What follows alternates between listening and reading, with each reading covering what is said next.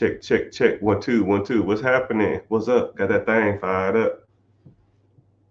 I am starting my YouTube live because we are streaming all on social media: Facebook, YouTube, Twitch, Instagram, TikTok, and yeah, everywhere. So what's happening, everybody? What's up? This your boy, Mr. Richard, aka the Black Money Diamond Champion. I don't know, just making stuff up. But yeah, we talk everything money, we talk everything finances, and I don't know if I should have a live Q&A. I haven't done one in a long time.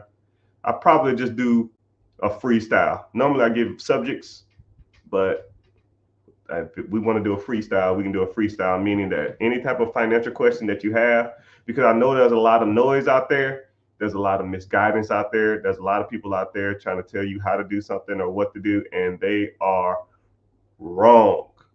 And it's not even the fact that they're wrong and I'm right. I don't even try to look at it like that. It's just a lot. When I sit back and I try to take the information that they give you guys, or the information that always gets a lot of feed, or information that gets a lot of views, I'll look at that information and I'll say to myself, that doesn't make any sense, because I'll take that information. A lot of people will get the noise or get that information and they'll just run with it, or they'll remember it, or be engulfed in their mind that, yo, man, this is legit. And then I'll take that along with my other knowledge and I'll just dissect what people say.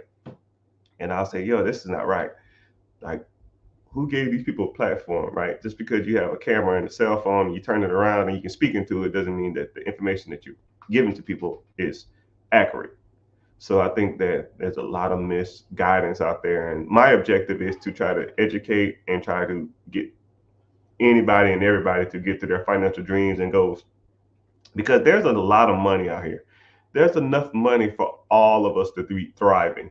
And there's a lot of money out here, and all of us can get ahead, and all of us can have all our financial dreams accomplished in our lifetimes. But you just have to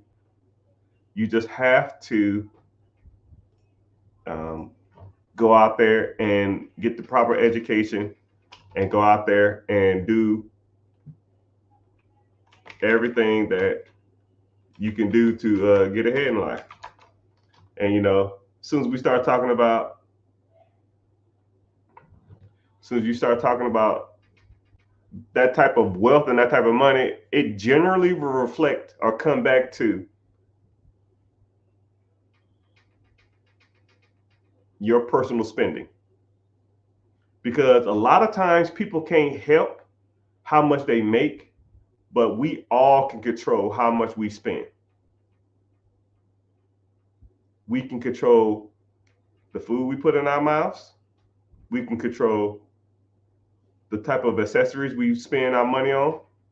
We can control the kind of car we drive. We can control what subscriptions we have.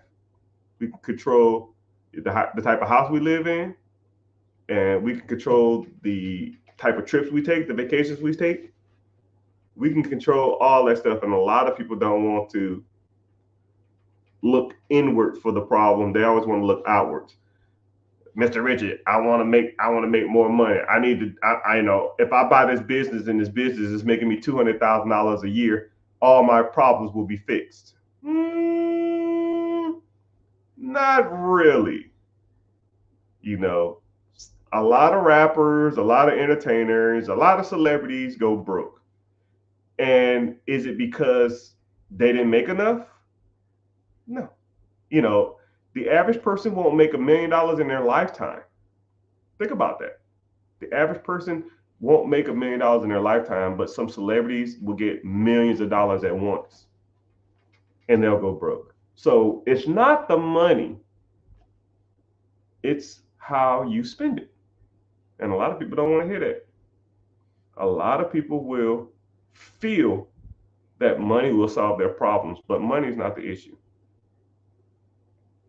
Someone, you hurt my feelings.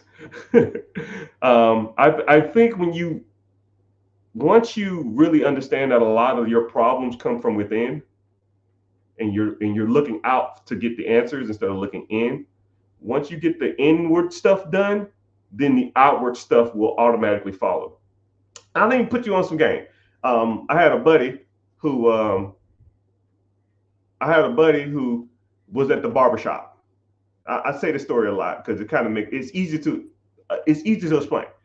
And he was at the barbershop, and a Latino guy walked in there and said, "Hey man, anybody need any TVs?" And I said, and he was like, "Well, what you got?" This was back in the day too, right? Back in the day when flat screens was everything, right? Now you can get them everywhere in Walmart for $200 or some shit. But he said, "I got 70-inch TVs, $200 a piece. And if you buy them all, I'll give you a discount." He had 5 of them in the back of a pickup truck. My buddy said, "I'll take every single one." He said, "I'll take every single one, but I'll give you $750 cash." He said, "Deal." So this dude had 700. He bought, what was it, 4 or 5? It was 5 TVs. I think it was 5. He bought 5 TVs, 70-inch, for $750, right? I don't know if they were stolen. I don't know where they came. I don't care, right? Hey, help me load them up. We loading the damn things up. We get home. He puts them on Craigslist or Facebook Marketplace, whatever was hot at the time. He was like $500 because those TVs back in the day was going for like $1,200, $1,000. He knew probably something was up with him. He just wanted to get rid of them. He said, $500 will sell fast. He had 100 messages. 100 messages for $500. He easily could have made off 5 TVs $2,500. Easily made $2,500. But he kept 3 of them, sold 2 of them for $500 a piece. So he made $1,000. So he was up $250. And as soon as he got the extra $250, he went to the club. He took his profit and went to make it rain. He bought alcohol and went out to eat. The moral of the story is opportunity is going to present itself to all of us. And then, 2 months later, he complained and he broke. That is an inner problem. That is a problem that's here. I could have gave him 500 grand and he'll be broke in 2 years. I can give him any kind of money in the world. When opportunity presents itself, there's only 2 things going to happen. Broke people are going to do the same stuff they're doing to get broke. Middle class people are going to do the same thing to get them in the middle class, and rich and wealthy people will continue to do the same thing to get them ahead. That's why you need to learn this, not this.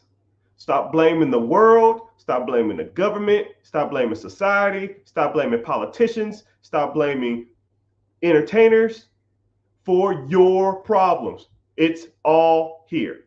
I don't make enough. Inflation's too high. The Biden, Trump, come out. That's trash, dog. We're beyond that. People always ask me who I vote for, or who am I going to vote for, or who did I vote for. It don't make me no difference.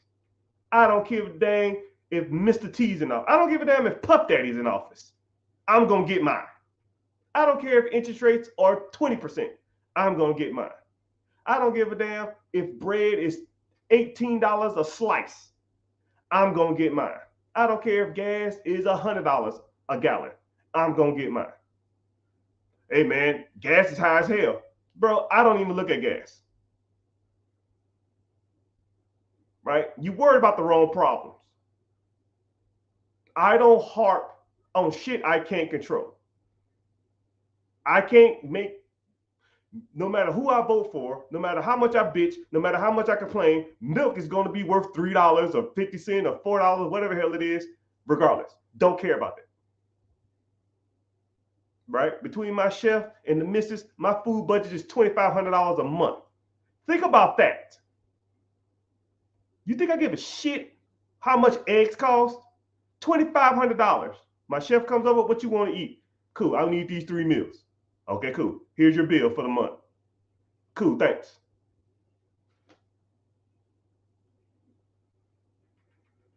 That's my problem, making enough money to get like that. Make more money. Stop spending the money you make on bullshit. And then one day when you look back, you're like, damn, I got a shit ton of money now. Now I can start spending my money on dumb stuff. Now I can go get my hair done, my nails done, my toes done, go to the casino, go to the club, go to the Bahamas, go to Tahiti, go to Africa, go to France, buy a Hellcat, buy a Challenger, buy a McLaren or something. You know what's crazy? I'm not even bragging. This is my last brag. I was with my buddy who was getting his car serviced, and he got a decent amount of money, and they had a McLaren for sale. And the guy who was selling it recognized me. I don't know how. Who knows? We just started talking. He said, "Yo, man, let's start talking about this number. I see you looking at this car. You want to get into it?" He said, "I'll cut you a deal." And he started doing the numbers, and I did the math. And I said, "Damn, I can afford this. This ain't bad." I said, "But you know what? I don't need this shit. Bye." Right? That's an inner problem. If most of y'all made what I made, y'all have been the first thing off the lot. Hottest thing on the lot, that there mine, right? Money ain't a thing, huh? Screaming down the street, listening to some bullshit, driving some shit that you can't even put in the garage. Got 6 cars out there. What am I gonna do with another? Right? But I won't tell you about it. I won't show you because it's irrelevant. But it's another story. All right, so I'm done with the mindset stuff. So let's get to starting. Someone said, how much it costs for a consultation? If you want to get a consultation, a one-on-one, you want to get to a mentorship, you want to get into coaching, you want to get into that stuff, click the link in the bio, join the free class. The class is called Be Your Own Boss. Come to it, see if my goals and your goals align, and if they do, maybe we can get something started. If so, we'll go from there. If not, you come there and learn a little bit, and no harm, no foul. I won't sell you information, nor will I bombard you with spam messages, which I hate. Sometimes I'll just get into people's classes just to see what's going on and see like how they do stuff and how they structure and what they're going to talk about. And you know what's crazy is like, it was this one guy that was trying to teach you how to do like digital marketing. And he had like a dingy ass wife beater on. One of his buddies was smoking weed in the background. And he was on like his cell phone, but the cell phone was like tilted up at an angle and it kept falling over. And I was like, who the fuck is giving this guy money? And people was buying that shit. And I was just like, yo, we deserve better. We deserve better. We deserve better as a community, as a coach, as a guide. That guy couldn't give me $200 to take that shit. You couldn't give me the money. I never want to see that guy again. And then he bombarded me with text messages. He say stuff like, "Hey, Playboy, you still trying to jump on this game," or some fucking ignorant ass shit. I was like, yo, bro, don't ever message me again. Don't ever contact this phone in the history of your life again. If you want something from me, you had to conduct yourself more professionally, more respect, and act like you got some damn sense. You know, maybe that's just me, man. Maybe that's how I grew up, and that's how I do business, man. Right? Respect everybody. Be professional. Be well spoken. Present yourself the best, and just kind of go from there. But hey, whatever, man. Gotta respect the hustle, though. Gotta respect the hustle. All right, so I'm gonna give you I'm gonna give you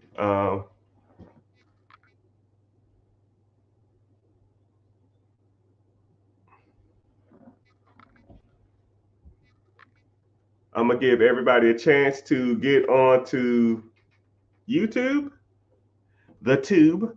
So if you're watching from any social media platform, I appreciate you being here, but click the link in the bio. And then if you want to sign up for the free class, the link is called Be Your Own Boss. If you don't, then just go to the link and watch from YouTube because YouTube pays me to be here, right? So click the link up there and watch on YouTube.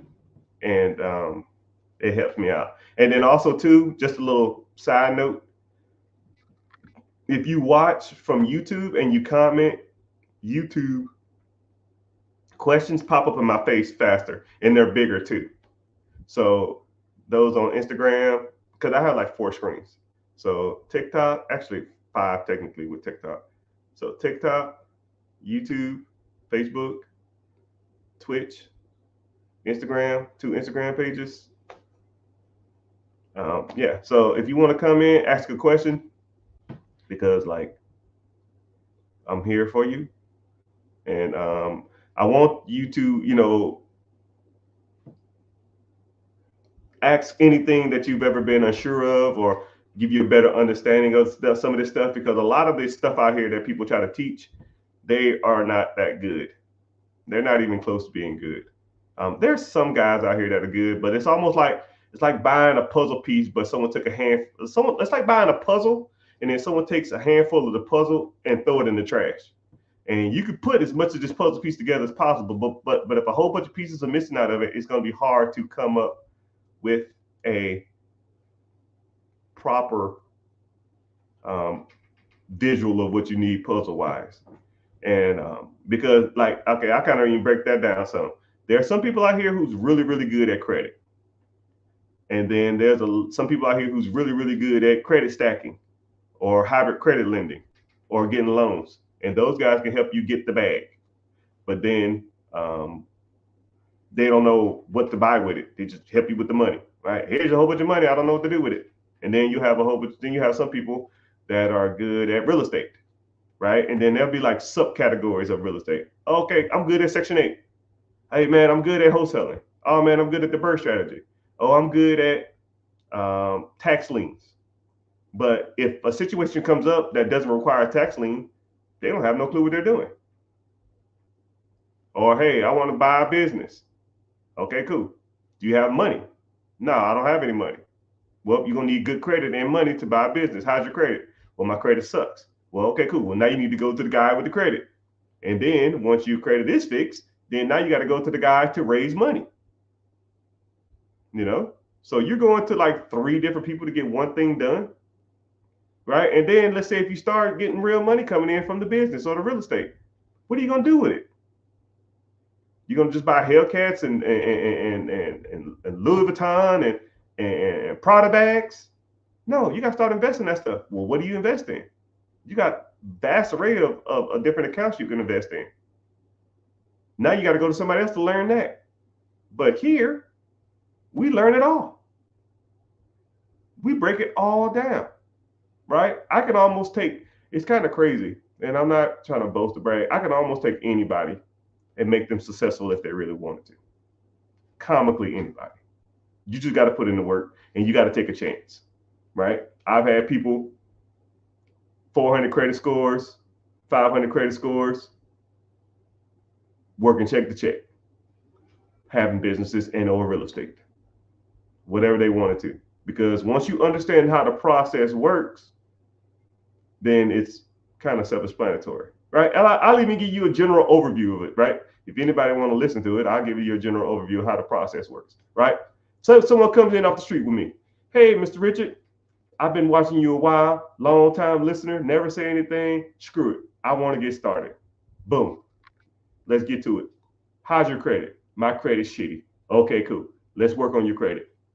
Let's get your utilization down. Let's get these hard inquiries off. Let's get these derogatory remarks off. Let's get this charge off, bankruptcies, repossession, baby mama payments, judgments, tax liens, whatever, right? We got to address those issues. Well, I ain't got no money to do that. Well, you better find some, right? You got to start side hustling. You got to start making extra money. You got to start cutting the fat, or you got to start picking up extra shifts, right? I don't care what you got to do. If you're single, you probably got to move back in with your mama or move in with a roommate. You live by yourself? Yeah. Why? You're broke. Cut the fat. You paying $3,000 a month for a high rise downtown when you should be living in somebody's guest room for $400. You know? Okay, so now you're gonna start cutting your expenses, your Netflix, your Hulu, your damn DoorDash, your Uber Eats. Stop eating out all the damn time. You cut all that crap. So now you take that money and now we're gonna start devoting it towards these bills, right? Paying down your utilization. If you got charge-offs and collections, it depends on the extent of the collection. It depends on the type of charge-off, right? We got to start knocking, trying to get those things off your credit. If it's long gone, it's been gone like 4 years, but you're trying to wait for it to fall off, we can dispute that. Dispute charge-off, dispute late payments, dispute bankruptcies, dispute repossessions. Fight that stuff off your credit. So now we fighting all this stuff off your credit, and your credit score is going to slowly but surely start jumping up because now you're all that hard inquiry crap gone. Late payment stuff gonna be getting out of there. Credit collections and any type of derogatory marks, we're gonna try to get all that crap off there. Okay. So then once you have your credit looking halfway decent, and while we're working on that too, we need to start working on some business structure. LLC, S Corp, C Corp, sole proprietorship, whatever damn journey you want to go down. I'll talk to you about the pros and cons of all of them. And I'll talk to you about which one that you need for your particular situation because they're all different. Right? So let's say you go with an LLC. Okay, cool. Do you want to raise capital from the bank, or do you want to use private money lenders, or do you want to use, for whatever you want to do? Right? And which route do you want to take? Do you want to start buying businesses? Do you want to do a start a business? Do you want to take your side hustle and go full time? Do you want to buy some real estate? What do you want to do? Because once your credit start going up, that means you are eligible, or you'd be more creditable to creditors. That makes sense, kind of? I hate the term, does that make sense? I know I said it right. So you are now you in the favor of the credits. And then I'll teach you the scores that you need to be shooting for. The 580s, the 600s, the 620s, the 650s, the 680s, the 700s. All of those they're like checkpoints, and they all mean different levels of credit. Once you get to like 700, you can pretty much get anything you want. Some people say to me, yo man, Mr. Rich, I need an 800 credit score. Why? If 700 can buy you anything in the world on credit, why do you need an 800? Why do you need an 850? It's like being strong just to be strong. You don't need that. So we get your credit right, and then we start working on your business structure, right? And start making it to where you can go to banks and ask them for money. If you have proper business structure, you have everything a business needs, and along with good credit, there ain't a bank in the world that won't loan you money. How do I know? $1.4 million of funding. Actually, it's more than that. I don't even count no more. I can go slide a damn house on this shit. Oh, that new McLaren? Shoot, shoot. Oh, I got the new Rolls Royce? Shoot, shoot. Whatever, right? Oh, you got a business for sale? Shoot, shoot. Here's my down payment. Because I've shown through time and history that I can pay my bills on time and that I am a good candidate for credit. And I go to these banks and say, I need 30,000, 40,000, 50,000, 60,000, 10,000, 15,000. Okay, Mr. Richard, I got you. Okay, Mr. Richard, I got you. Okay, Mr. Richard, thanks. I got you. And they give me the bag. I rarely, if ever, get, I hate the term disapproved, but unqualified. There we go. Right. Bank of America be on some bull crap sometime, but for the most part, I'm probably like a 98%, 98% funding rate. So 89% of the times I'll get funding. I've only been denied probably once, somewhat twice. And then you can do what's called a reconsideration if you do get disapproved. And I didn't know that at the time. But I could have been hitting 100%. That's a whole nother story. Anyways,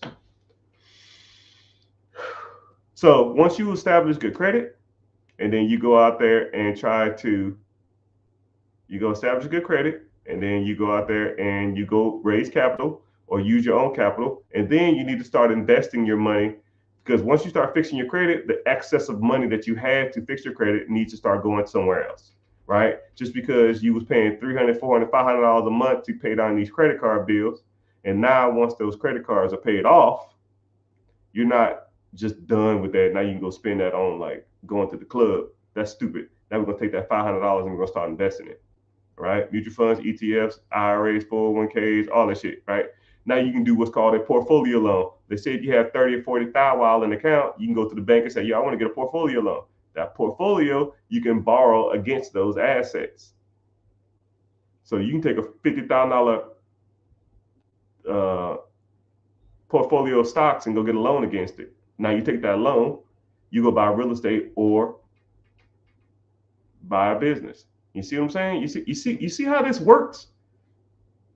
You see how that person who was living check to check, I showed them how to cut their expenses.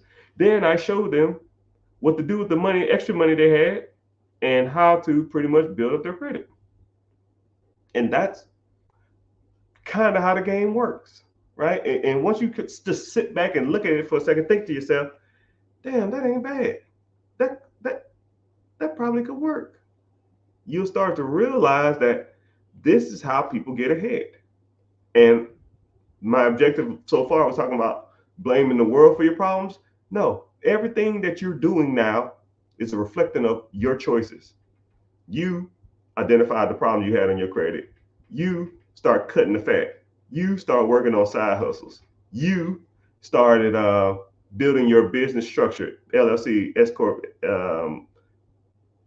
sole proprietorship, whatever. You start raising capital from the bank. You start buying businesses. You start buying real estate. You see what I'm saying?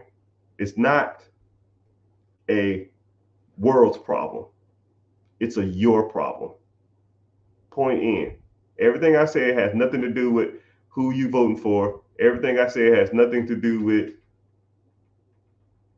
your job or your income or your baby mama or the courts or the system. That's stupid. Stop blaming the world for your problems. Let's get to some of this money, right? But the only way you're going to do it is to make a choice. You got to choose to get ahead, and you got to choose to start associating and hanging with people who are doing it on a high level. And I don't make excuses for people, and nor does anybody in my community or in my groups or my mentorship. We don't make excuses for you either.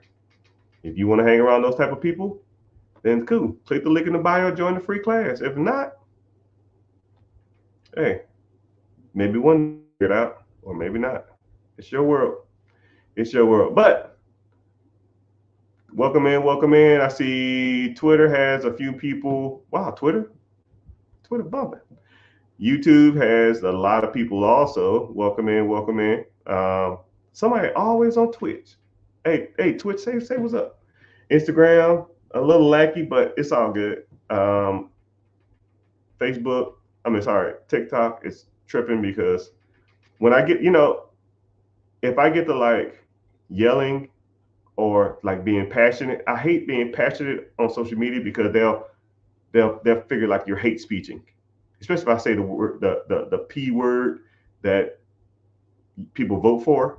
If I start saying those type of words that it come every 4 years, then they'll like start restricting my account. So I try not to talk about that stuff like that, right? But we'll start doing some Q&A. We got a decent amount of people in here. But come to YouTube, watch from YouTube, ask the questions on there. I see all those questions first. So let's get started. Right now, my expenses are high and very little extra money. My credit took a dip in the last 6 months, which happens. I have Turo as a side hustle with the LLC.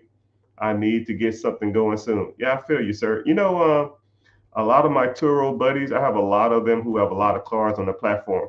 one, Turo like raised their prices, and this is what's crazy about Turo. I see like Airbnb commercials, I see Uber Eats, I see Lyft, I see all those type of commercials. I never see it. I never see advertisement for Turo. It's almost like it's almost like they take a fee and then make you fend for the wolves. And then they raise the fee to where it almost doesn't make any sense for you to make any money. Now I have friends on Turo that have one of my friends, actually I got a few of them. One of them has 60 cars, and I have another one who has 37 cars. And I have a couple cars on there too. And I understand. But my cars are just paid off, just things that I just try to do just to mess around, make a little extra money here and there. Oh, what's happening? I see you. But yeah, Turo is ridiculous, and then there's so much competition on the app; it's kind of saturated. So now you got to lower your price to even get people to rent from you, and then they destroy your fees. So I feel you, sir. So, but Turo is a little more passive, right? You just put the car on there and you clean it up and you get it back, and you kind of go from there. But um, expenses are high on Turo, like I already said. So you might need to start cutting more expenses. I don't know what expenses you cut. I don't know you from a can of paint, but your expenses are high. You have an LLC. If you want to raise capital through that LLC, if your credit's halfway decent, I would probably look towards doing that. And if you want to try to buy more cars or either buy something else or get into something else that makes a little more money, because like I said, I personally think, this is my personal opinion, mark my word on it, Turo will be bankrupt in the next 3 years. It ain't gonna make it. And in 3 years is even pushing it. I'm just being a little more genuine. Being a little more generous with my prediction. Unless they start doing more advertisement, then it ain't gonna make it. Like I never see a Turo commercial, right? That's why I kind of don't like them. But that's another story. I'm trying to find an event space event space hall, event space / hall for sale to find existing business in some community centers. Can't have liquor sold on property. Yeah, it depends on your state too, sir. It depends on your state. A lot of times these companies they have some built-in clause saying that you can BYOB or um, you can't serve liquor there. And then like if you had an event space and you couldn't serve liquor there, like who would want to be there? Like what wedding would you want to be at? Or what party would you want to be at that I can't drink? So it's almost like, why even want to be in that type of space in the first place, especially in those areas, right? So you might want to look into something else because I'm not trying to invest into a business that can't maximize its profits. If I can't buy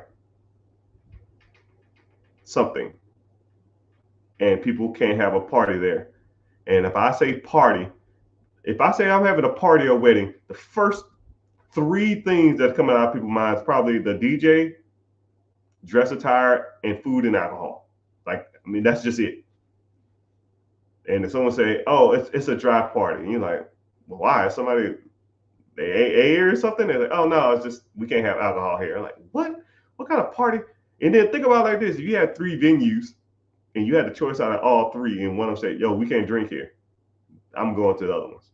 I'll pay more so I can drink, even though I don't even drink. I'm just saying that that's just my personal opinion. Drinks free. Yeah, yeah. We're gonna get drunk in the car.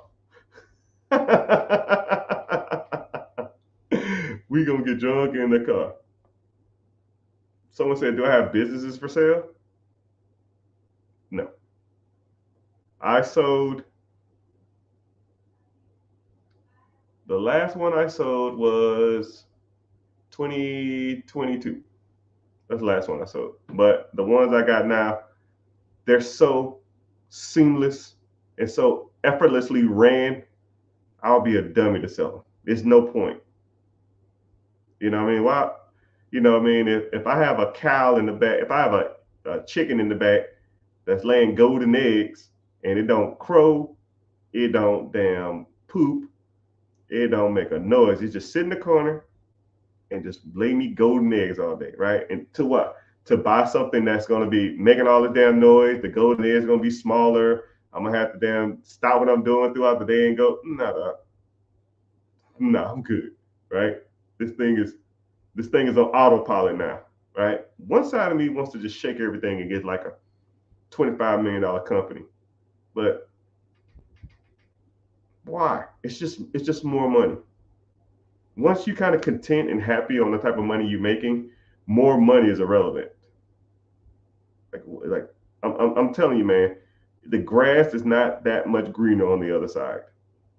And I'll even give you a quick exercise. Okay, let's say if I gave you an extra 20 grand right now. Okay, TT, what's happening? I see you. Let's say if I gave you an extra 20 grand right now. Boom. What would you do? Cool. Let me go buy. Let me go put a down payment on a new car. Cool. Next month, another 20,000. Oh, cool. Let me go shopping. Cool. Another $20,000. Let me get a house now. Okay, cool. Boom. Another $20,000. Oh, let me take a vacation. Boom. Let me go buy another car. Boom. Another 20. Okay. Let me buy some more clothes. Boom. Another 20. Let me go vacation. Boom. Another 20. Oh, let me buy another vacation home. Boom. Let me buy more clothes. Let me buy more clothes. Let me buy more cars. Let me buy more cars. Let me buy more houses. Let me buy more houses. Let me take more vacations. Let me take more vacation. You see what I'm doing? You see what that is?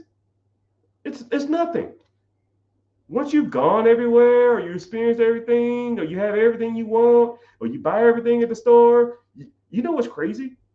I'll go buy stuff at I'll go buy some clothes, and then I'll go get like 4 outfits, and then I'll put them in my closet. And I'll wear one. I had one that I really liked, and then a week later, you know I'll wear one around the house or something like that, and I ain't even go nowhere.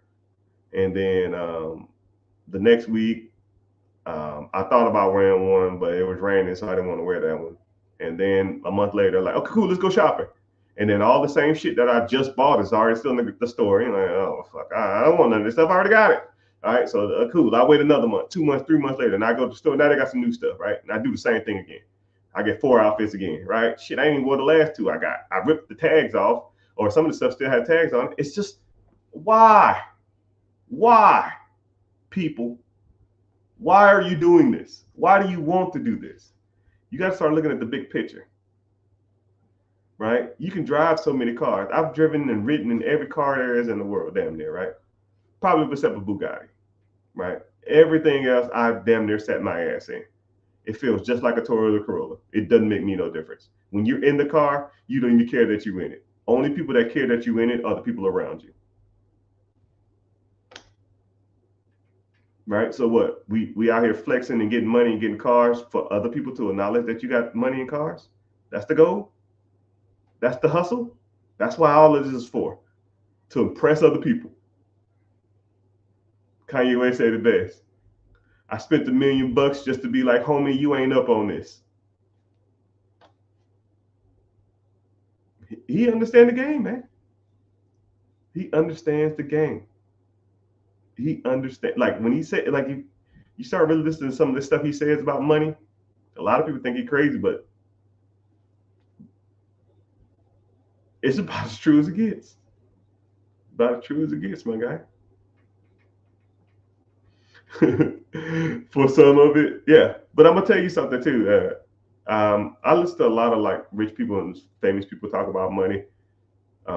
People already know you have money. When you go to places and people already Googled you or you're a celebrity, or people already know how much money you got. And, why? Thanks for sharing the life. Appreciate that. But I hate to like crush your dreams from the other side, and people think that their their problems are solved with money. You'll have the same problems with money. I give everybody in this room $100,000 a month, and you'll still have the same problems you have. right? They're just different problems. You're stressed out about your spouse. You're stressed out about your kids. You're stressed out about school. You're stressed out about your body. You're stressed out about your looks, right? You can't fix that with money. You and your spouse argue every day. Money gonna fix that? Then y'all just argue about your spending habits of bigger stuff. He said I spend too much money. Okay, cool. Now you go from lipstick to damn $800 shoes. It'll be the same thing. It's the same thing. It's the same thing. I promise you. Right? You need to have a good sense on who you are before you start getting the big dough. But people don't want to hear that. People don't want to hear that. People just like, give me the money and I'll show you. I don't know. Let me try. See? But money won't fix your problems. 70% of millionaires go broke. 70% of lottery winners go broke. I think it's like 41% of celebrities who come into a lot of money, or football players or something like that, go broke too. I think the only statistic that actually keeps that above any decent number is basketball players. Basketball players have like pension money and they get paid a lot more money. They don't have enough time to spend their money like most people. First of all, their contracts are way bigger than any other athlete, and they play longer, and they don't have as much downtime. Football season is only like 6 months, 7 months max, right? Basketball season is damn near like 9.5 months. You just have less time to spend your money and you make more. You know, MLB has they don't they do and they don't. But it's only like, if you really look at MLB players, it's only like 3 or 4 people on the team that's making the big bucks. Everybody else is not making that much.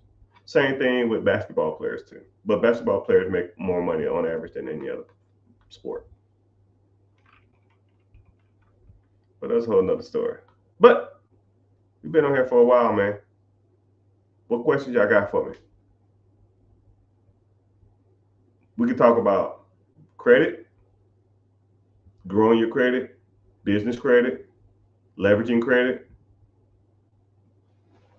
business funding, going out and raising capital from the banks.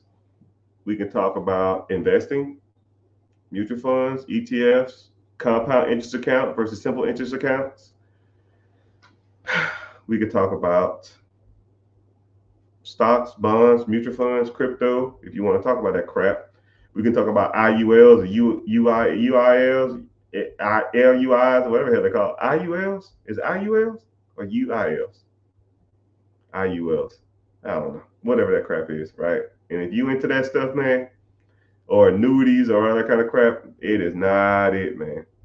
It's not it. We can talk about starting a business. We can talk about buying a business. You can talk about investing in real estate, syndication. We can talk about wholesaling. We can talk about bird. We can talk about bird dogging. We can talk about tax liens. Talk about sub-2. We can talk about owner financing. It doesn't make a difference. You almost need to know everything about all that stuff.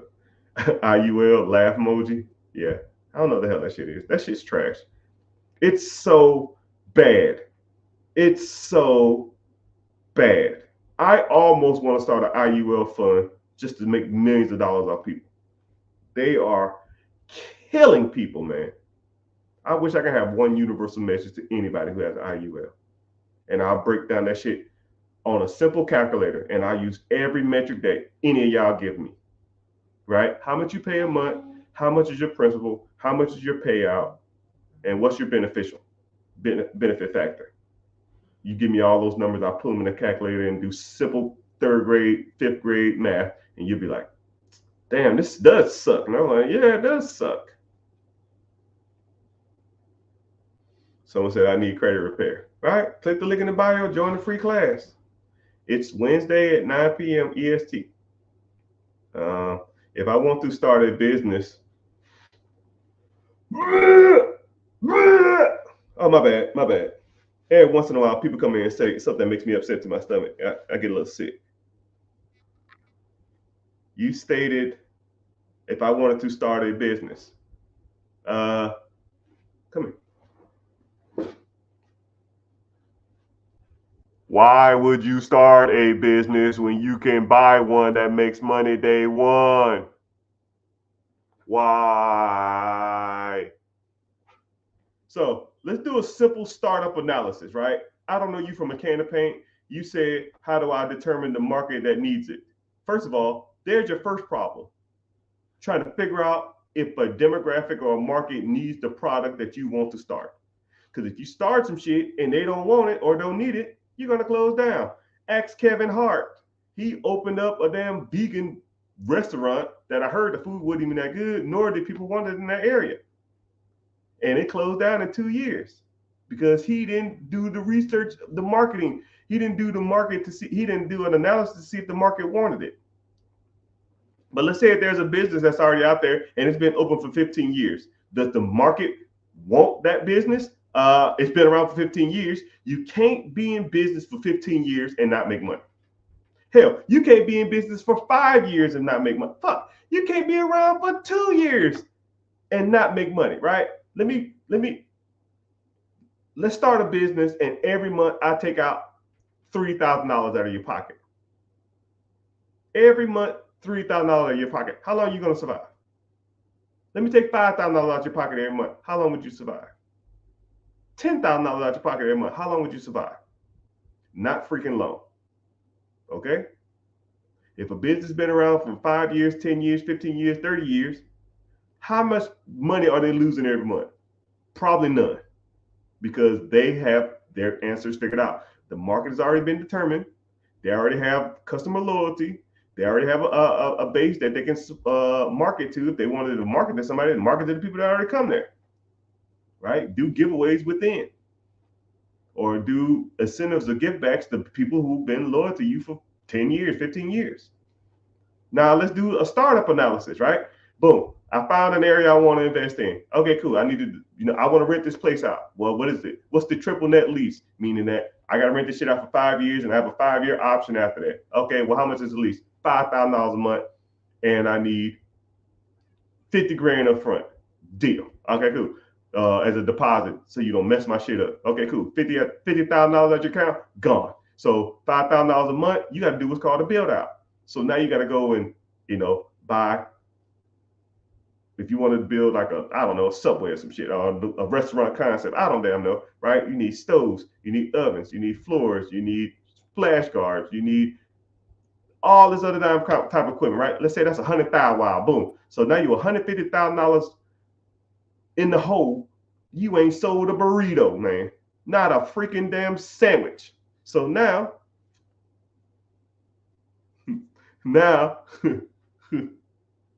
you and then now you have to wait 6 months to a year to do a build out. So now you got $150,000 in the hole waiting till your restaurant opens, right? If I took out a $150,000 loan, I'm gonna have to pay something every month, right? Plus the $5,000 a month in waiting on the build out. $50,000 down, $100,000 for the build out, you $150 in the hole, plus $5,000 a month. That's another $60,000 if it take a year for the build out. You are $210,000 in the hole, my guy. You ain't sold a damn sandwich. Now you got opening day is, let's say, a month out. So you want to like just start and open up and say, boom, hey, everybody come in here. And you making the sandwiches, or you grilling, or you cleaning? No, you got to hire people, right? And then you got to train people. So you need a general manager, probably. That's another 60 grand. You need a head chef and an assistant chef. 50 and 50 right there, 50 and 40. You're going to need some staffs and some waiters and a janitor, right? Janitor is 40. Regular staff, I might get you at $20 a piece or $15 a piece, depending on your state. You got 20 grand a piece right there. You got 10 members. 10, 10, 10, 10, 10, 20, 20, 20, 20, 20. You got $200,000 just in $20,000 just in regular staff a year. So build out $150,000 down payment, $5,000 a month, plus training for 2 months, or I'll give you training for a month, right? $200,000 a year. 1 month, I give you 18 grand. You are damn near $240,000 in the hole. You ain't sold a damn burrito. And then you open up the door, and what do you see? Crickets. Because you ain't even put no money to marketing. So now you got to spend another $10,000 on marketing to just get people in the damn door, right? So you $260,000 in the hole, right? And let's just say you had to pay that $260,000 back in the next year. That's $23,000 a month. And let's say your burrito sells for $10 a piece. You got to sell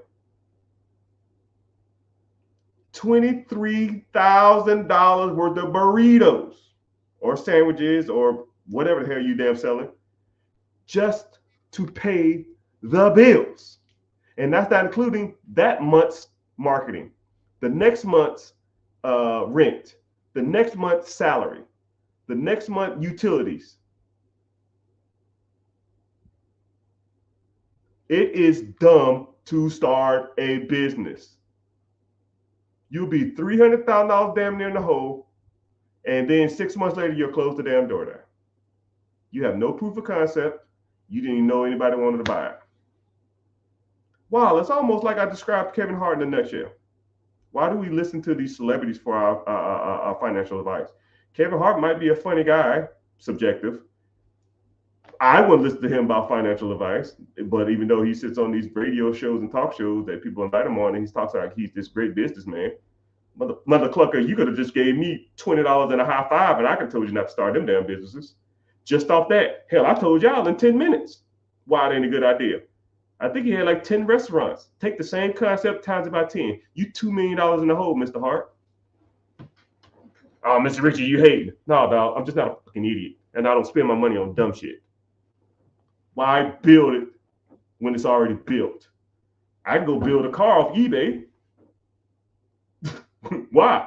I go on the street and get one and be driving tomorrow. But some people just like to show and like to sell people that they the man, or they do all this kind of stuff when they shit ain't that sweet.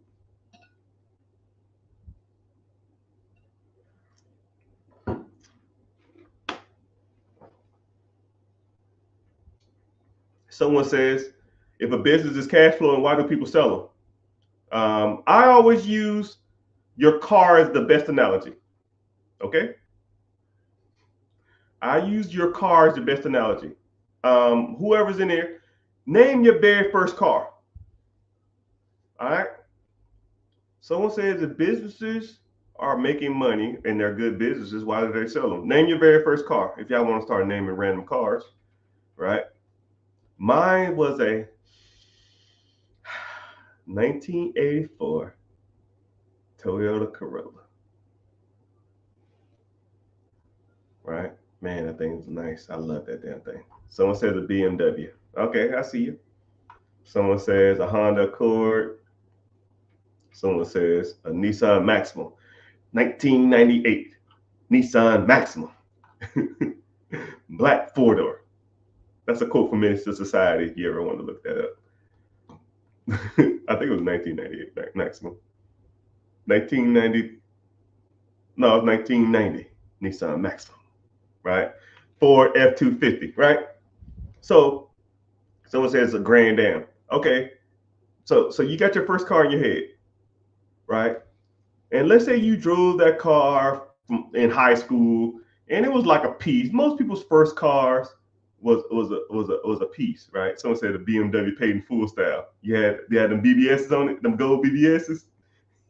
Like what's crazy about them BMW 328s, the 325s, the 323s with some BBSs that's convertible? Them shits are going for like 40 grand now. It's crazy.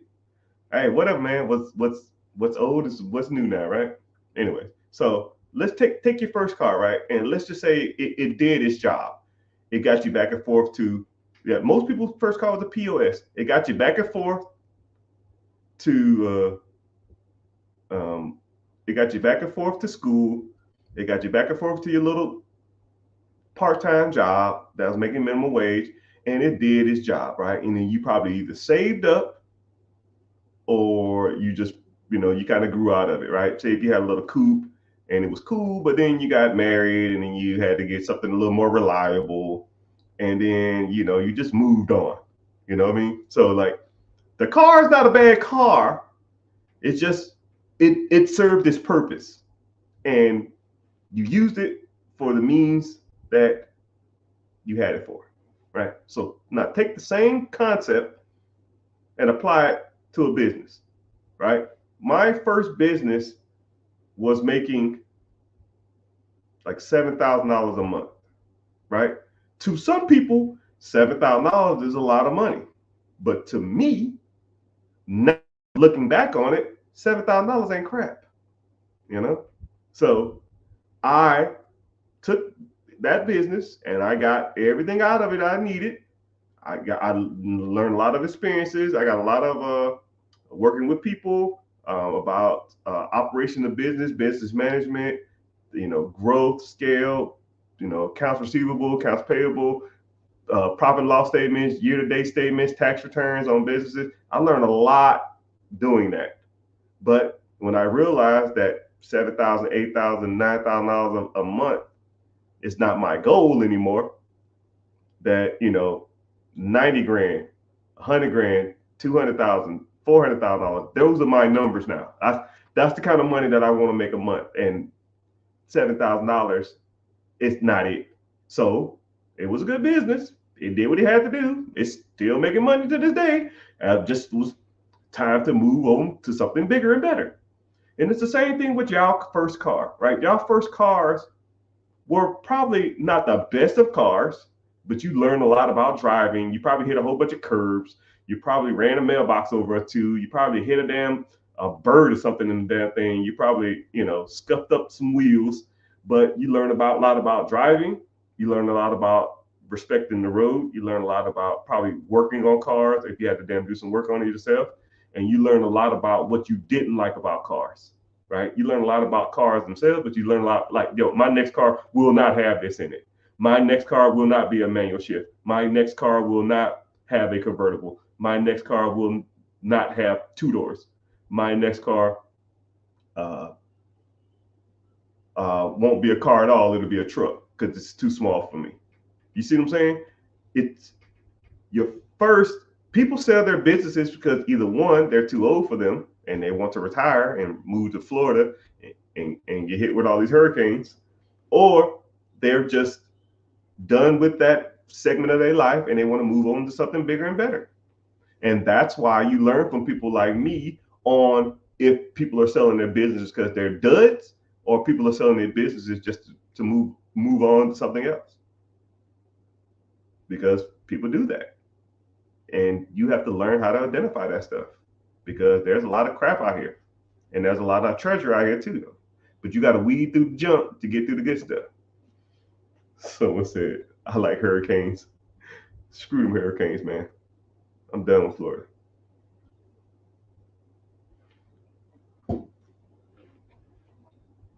But I appreciate that question though.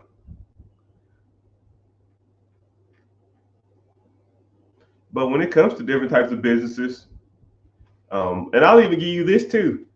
There's a lot of businesses for sale that a lot of people think are good, and a lot of people don't know that they're not that good. So if you had to guess, right? If I had to ask y'all, let's do a quick survey. If you had to buy any type of business, like what would you want to buy? If you could just take over a process right now, what do you think would be a cool business to run? Or tell me what business you want and why you want it, right? You can say it's easy. It looked like it'd be fun. It looked like it makes a lot of money. Like nothing's off limit. You want to do a strip club? You want to do a casino? You want to do a nursing home? You want to do a laundromat? You want to do a Dunkin' Donuts? You want to do a gas station? Whatever, right? Just what is your world's desire?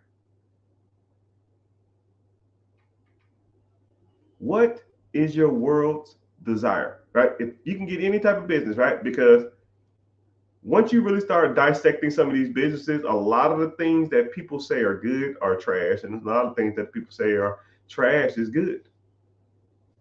You know, sanitation always good. People are lazy and people hate junk. Less competition and very profitable. You ain't lying on that, man. I'll shove a pig crap for a damn $5 million a year. I don't care. Well, I won't be shoveling it, but I'll be walking around with the people that do shovel it, right?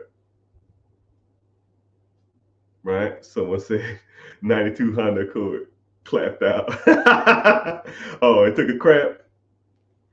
You know, my boy's first car was a 96 Honda Accord, and it had like one headlight. It made like a popping a backfire.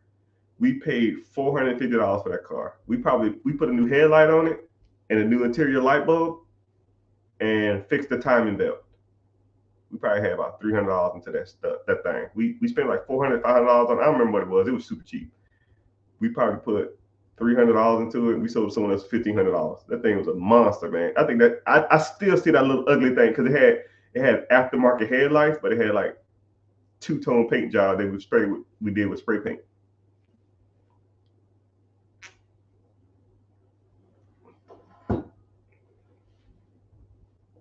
Someone said mobile detailing and film protection. Yeah, the markup on some of them things is nuts, man.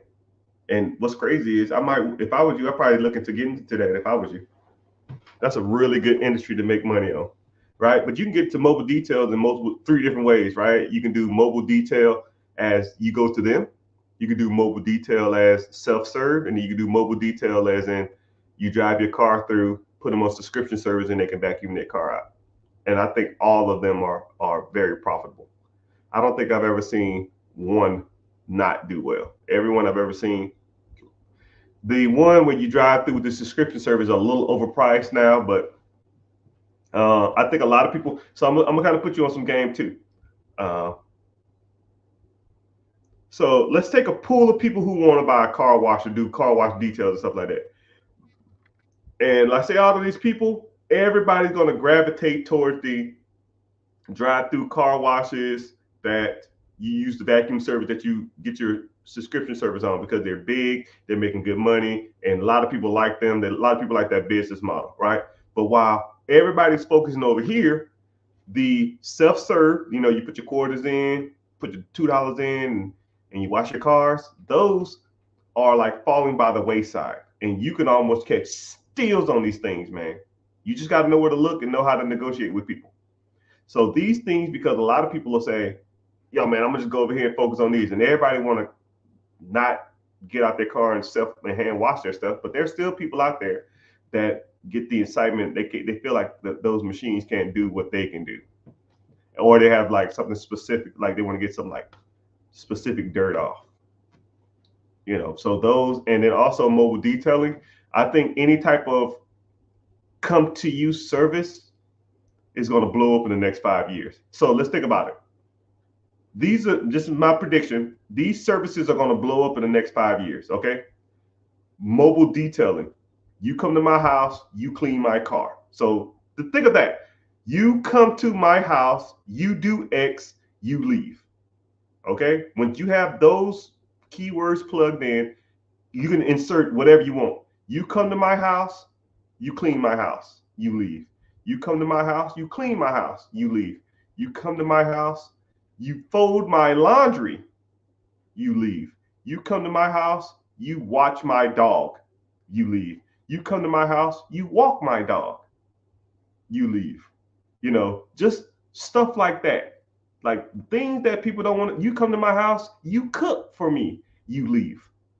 Those type of services are going to expand in the next 5 years. Like I'm a fair warning. Hear me out now. Once if you want to hop on this, right? I think $1 million deals every day. This is yours. If you want to have it, I don't care. I don't have time. I make a decent amount of money. I don't need it anymore. I'm good.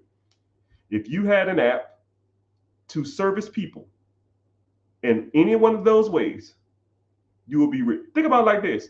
If I had an app to where a person would come over my house and cook for me and then leave, or an app where, like, let's say if I had like My mom used to make huge ass dinners, right? Barbecue chicken, macaroni and cheese, collard greens, cornbread, yams. And let's say she cooked enough for like a family of four, right? She take the family of four and she put it into like a little pan, couple of little pans, and then you ordered it on your phone, and then I would take you a whole family service of food for the day. I would buy that shit every day. But there's nothing out there like that, right? There's not a mobile app I can't think of any where I can just say, yo, man, come over my house. I'll take a picture of my car, and you come over my house, and you clean my car. And then someone shows up in my house, right? I gotta get on the Yellow Pages. I gotta get into I gotta find an app. I gotta go on Facebook Marketplace. Oh yeah, fine. Where's the app? Right? Where's the app I can go to and have a person? I put all my dirty laundry in a basket or in a trash bag and put it on my front porch. Somebody comes over my house, take my clothes, wash them, fold them, press them, and put them back on my porch in 3 days. Right? When I was in Iraq, we had a water restriction, so we couldn't even use the laundromat. We couldn't wash our clothes. We couldn't wash our own clothes. So we would have to get a laundry basket. It's like a mesh netting. We would take our mesh netting, we would put our name, our like man number or serial number, whatever you want to call it, and our address on this piece of paper. We'll stick it in there. We'll put it in there. 3 days later, we come back, underwear crispy, shirts crispy, pants crispy, uniforms crispy, socks crispy. I said, why did this everywhere? If I put my laundry on the front porch, somebody come and wash my clothes, fold my clothes, press my clothes, and vacuum seal them tight, and put it right back on my front porch in 3 days, I'll happily pay for that shit. Happily. But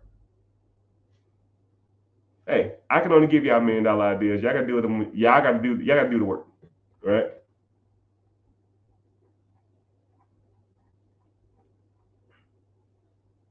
Oh man, my bad, Instagram. I didn't even know like my screen was frozen. So Instagram, if y'all in here, man, say something. Man. I didn't see the message. I was like, why Instagram ain't talking? Why no one ain't coming here? But I seen people popping in and out of there, but it just wasn't doing anything. But thank you. I mean, go over to YouTube. It's a decent amount of people in the YouTube watching. Thank y'all for being here, right? One of my major goals is I watched a streamer, and I try not to be envious of people. I try not to be, but it is what it is. But I watched a YouTuber today, and he had like 8,400 people in his live, and he was just talking about like just like random stuff. I think he was talking about like weather in the South, and I was just like, how many so many people in here? You know, I'm trying to put y'all on that $1 million game, and it'd be like a handful of people in here. But I respect all y'all. I appreciate every single one of you. Welcome in Facebook. I see you. Twitch. I see you. YouTube. We was thick a little minute ago, but now it's kind of thinning off. Twitter, what's happening? I see you. Instagram, I see you. Even though my feed wasn't feeding. And also my people's in TikTok land. So yeah, I work at a high-end car shop in Seattle. It's high-end, like Tesla rebuild shops. Mobile detailing, yeah. And then the bad part about it is if you start getting into like the Mac Daddy cars, you can start charging a premium. Right? I think an average car detail is probably what? $200, $300, $400 max. Shit, you start getting into like the Mac Daddy ones, shit, you hit damn near $1,000.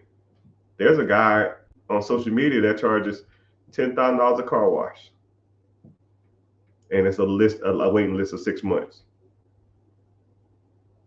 And he takes, I think it's like 3 days. I mean, for 3 days, I'll clean that shit in 4 hours and let it sit there. Yeah, man, I'm still working on it. That shit was done 2 days ago. Oh yeah, you come pick up your car. Oh man, it's beautiful. Yeah, that shit done. That shit 5 hours ago. Just keep it forever and tell them I'm still working on it so I can charge more. But it's all good. So preguntas, questions, ask whatever question you want to, whatever kind of money subject you want to break down. That's why we're here, because I like talking about the money. No subjects off limits. Someone said the top 25, so top 3 tech stocks. Hey, bro, listen to me. Don't overthink it. There's only one answer that's right. One. Actually, there's 3 answers that's right. The top 3, in my opinion, in this order.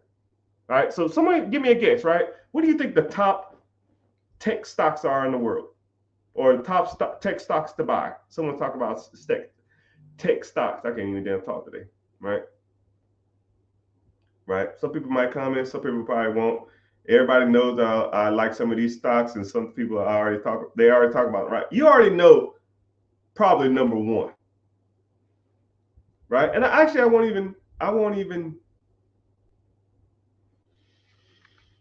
won't be biased. Okay. Because my answers are gonna be a little biased. Okay.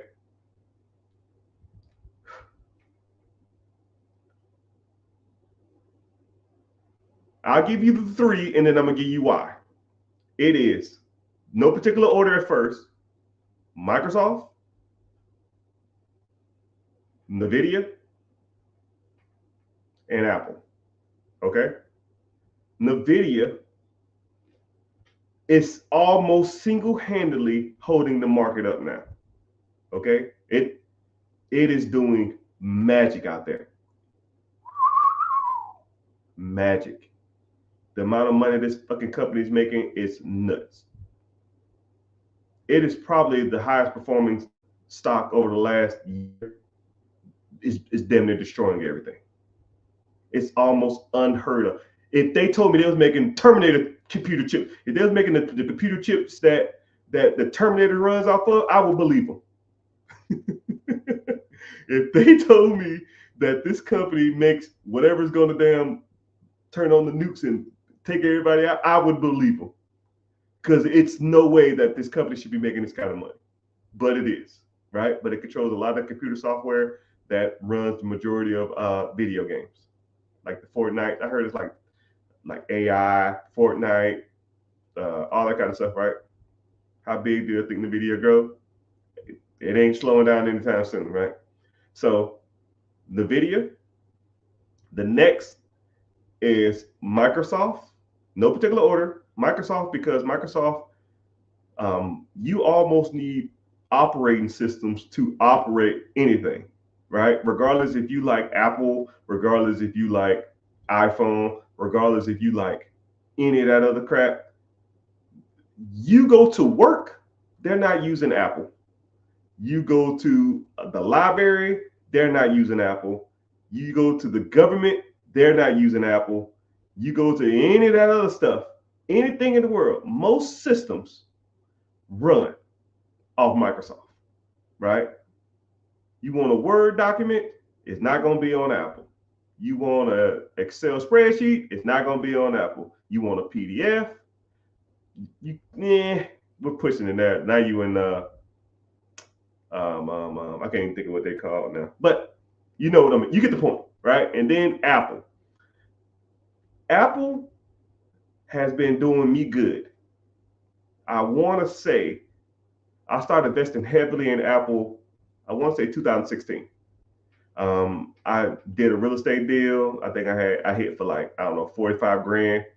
And then a buddy of mine said, Adobe, sorry. Yeah, you're right. Someone told me Apple's gonna split. And I said, okay, cool.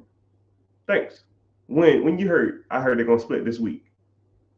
Cool. And my $45,000 check from a real estate deal I did just deposited earlier that week. I took the whole 45 and put it on Apple. And I've been slowly but surely putting about $500 to $1,000 a month since then on Apple. my Apple is up easily 700, 800% since then. Easily, right? So I will never, I don't like Apples. I don't like iPhones. I don't like Apple Watches. I don't like iMacs or Mac Pros or Pro. I don't like any of that crap. I will never, ever, ever, look at me in my eyes, ever, ever, ever, ever, ever own an Apple product. Ever. But I swear up and down by that product, by their stock. Because I know people are diehard loyal to that stuff. And then when people are diehard loyal, you will make money off of it. You make money off people's loyalty. You could take coffee from the gas station and put it in a Starbucks cup, and people will say, yo, this is the best coffee in the world. Loyalty. They had people, I'm gonna give you two experiments they did with Apple. They took the old Apple phone. They said, yo, we're gonna let you use the new Apple phone, right? So let's say you had a 14. Oh, here's the new Apple 15. We're going to give you the new Apple 15. You let me know if you like it or not. They gave them the old phones, exact same features that their phone had. Oh man, it seems like it's working so much faster. The camera's better. It seems like it has a better speed. I like the clarity of the phone. It's the exact same phone. When you're that blind, loyalty wise, they're printing off money, and then they charge within their own system. You say Apple's up to 16 now. Yeah, slick. I get what you're saying. Hear me. Listen to what I'm saying. The point is, people are loyal to those brands, right? Some people will literally ostracize or critique or belittle people if they don't have those devices. My kids come to me all the time and say, all my friends have Apple. You are just falling into that marketing crap. They have less than superior products on all levels. And then they had another experiment where they will put Android people in a room or Google Pixel people in a room, and they will have other people come into the room and they will brag about how much they love their Apples. So they'll give a random person, right? Say you have a Galaxy whatever, right? Or a Pixel whatever. They'll put you in a room and then they'll bring like 3-4 random people in there and they'll just brag about how much they love their iPhone. People will literally stop what they're doing on their phone and put their phone up because they don't want to be ostracized or criticized by Apple members. When you have that kind of impact on an individual, when you can affect their psyche and make them feel less inferior or less than because of a product, you have sold water in a bottle. Smart water, same thing. Ain't nothing smart about it. Dasani, Aquafina, Deer Park, Fiji. You're paying for the convenience to have the water. It's no benefit to having that shit. But you can't tell anybody else that. If you want to spend $3 on water, that's fine. It's your world. But they've given people tap water and put it into a Deer Park, Dasani, Aquafina, or Fiji, and said, which one of these tastes better? And just because it's in a fancy bottle, they'll say, yo, this one tastes better. All this shit tap. You can put all the bottles with all tap water in, and people are like, this one tastes better. Okay, cool, man. That's why I like Apple, because it messes with people's lists. You won't get me, but you'll get other people there. But so the answer to your question, NVIDIA. If I had to put an order, NVIDIA, Apple, then Microsoft.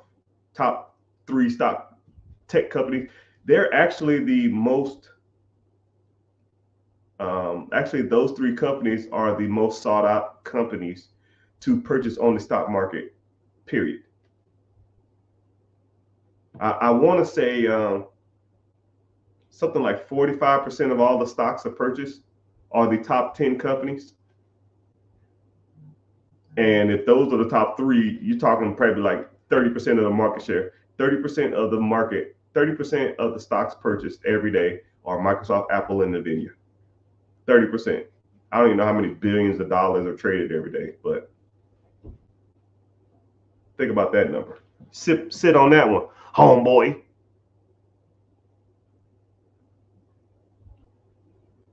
Welcome in, welcome in. Thanks for the answer. Yeti's the same way. Yeah. You know the person that made Ozark?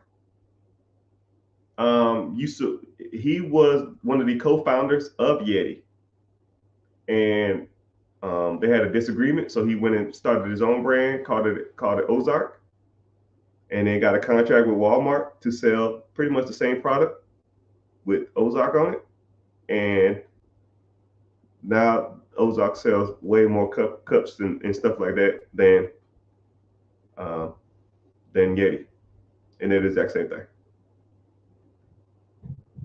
Same thing. Crazy how that works, right? But it's all good. But hope y'all find the value in this. Hope y'all are interested. Hope y'all intrigued. Hope y'all are in every adjective that you probably could think of. I try to provide people value. I try to give y'all some knowledge, some game when it comes to this money stuff. Yeah, ask the questions, people, because like you rarely get a chance to ask.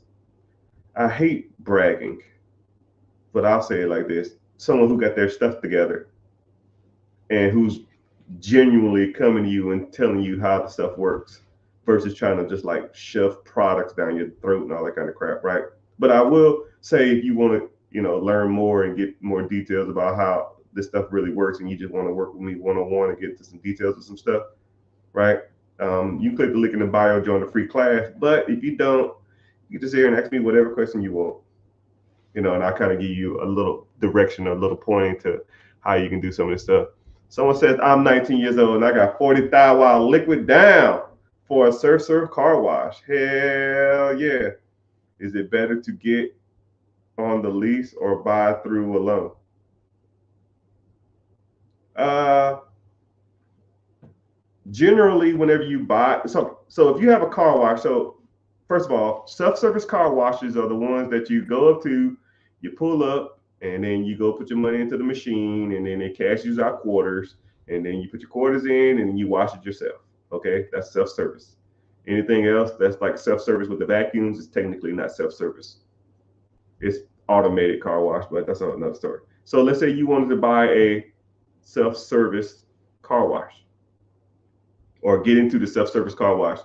Generally, those buildings, since the building is the car wash, more than likely they're not going to lease it to you. Sometimes they will, sometimes they won't. Sometimes a person will lease out those type of buildings, or they'll lease out the land. But for the most part, those type of buildings are like one in the same. You're not gonna like a self-service car wash that you drive through with vacuum cleaners in the back. They're only going to be used for one thing. Like someone's not going to buy that and turn it into. Well, I have seen some turn into like car dealerships, which is weird. But majority of things you're going to do with that is going to be a car wash. So if you're going to buy or get into those, you're not going to lease it from the person and then you reap all the rewards of that. More than likely, they're going to just sell you that business. So they're not going to keep the building. You rent out the car wash. You lease the building from them, and then you own the car wash portion because you can't separate the car wash from the building. It's just attached. That's weird. So more likely, you're gonna have to either just buy the building with the car wash attached to it. So yeah, so you're not going to probably lease that. You're going to have to buy that. And if you're looking to buy that, you can probably buy some in your area with that down payment. They're probably not as expensive as you think. You just need to start looking. Actually, I know of a few of them that's for sale. But whenever you do want to get into that stuff, you got to look at the fact that you have to be um, I call it a slave to the business, but I don't want to discourage you. I just want to give you a quick synopsis of how it's going to be. So let's say if you did buy a car wash, you have to check on it every 3 to 4 days, right? So pick 2 days out the week. We'll say Mondays and Thursdays, because Mondays after the weekend, that's your biggest money maker, and then Thursdays before the weekend comes or something. Okay, so because one, you got to see if someone broke into your shit, somebody broke a wand, somebody the cash is full or the cash is jammed, because if people trying to put money into your machine to get change out, and let's say it's jammed, or some clown put banana peel or some shit in there, because people are stupid. So now you got to either clean it out or work on it or service it, because if you're not checking on it, then you don't know what the hell's going on with it. So and then let's say if your money is like, once your bill dispenser gets so much money in it, it can't take no more money. Or let's say there's a coin jam. Now no one can get quarters. So now you have to go there and check on it, right? So I recommend every 3 to 4 days, right? Mondays and Thursdays or something like that, Saturdays and Wednesdays or whatever the hell you want to do. It's your world. It's your business. I don't care. Okay, and then when you're there, you're gonna check and make sure all the soap is full. You're gonna make sure that all the cleaning products is in there. You're gonna make sure nobody tore up anything, and then you got to empty the trashes too. Because let's think about it. Let's say if you go to a self-serve car wash, and then you sitting there, you pull up and you wash your car, or you wanted to wash your car, but then you look at the trashes, and the person ain't been there in 2 weeks, and then people are gonna dump their trash there, and people are gonna damn take their regular trash from their house and dump it there, and it's gonna be overflowing, and it stinks, and it's flies. Nobody want to vacuum out their car with flies flying around. You see what I'm saying? So now you got to take care of that stuff. You got to do the maintenance on that stuff. It's not cost effective to pay somebody to do that. You're gonna have to spend 2 to 3 hours every 3 to 4 days to do that, and it's just cheaper for you to do it. That business is probably only going to be making 60, 70, maybe $100,000 to you, which is good money, but you're gonna have to work for it, right? You might get paid somebody $30,000, $40,000, but would you trust a $30,000 a year employee with all your cash and all your quarters? I'll wait. Hell no, I wouldn't. So you have to start. You got to do it yourself, right? And you can do it full time if you find one that makes enough for that. But those are things that you have to think about. Those are the things that a lot of people won't tell you. They'll just say, yo, yeah, I can help you buy that. Buy this and take this and I'll hook you up. No, man, you got to sit back and really evaluate and start looking at these things and say to yourself, man,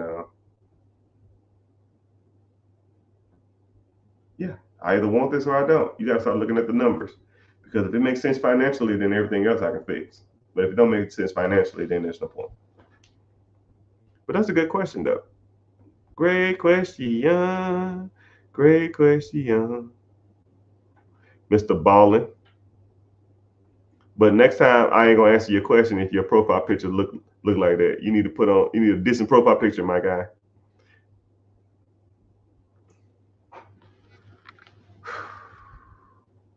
What's the upper limit of personal credit cards versus annual income? What is the upper limits? Of personal credit cards in total versus annual income? I've seen people who make a lot of money don't get a lot of credit, and I've seen people who make a little money get a lot of credit. So it's kind of weird. It's whatever metric. I wish I could just sit back, and I don't know if it's like an algorithm or if it's like a computer program or something to where it predicts how much money an individual is going to get contingent upon their stuff.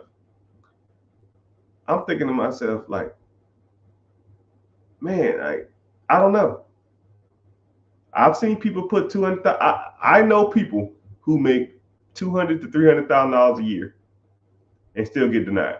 And I know people who work at at Busboys making $28,000 a year get approved for a $10,000 personal credit card. It don't make any sense. And I know people that make, I don't know. It probably has a lot to do with your credit profile. It probably has a lot to do with your credit history, your payoff history, if you have any derogatory marks or late payments, charge off, repossessions, or anything in that past, or even if you have a bad history with that person.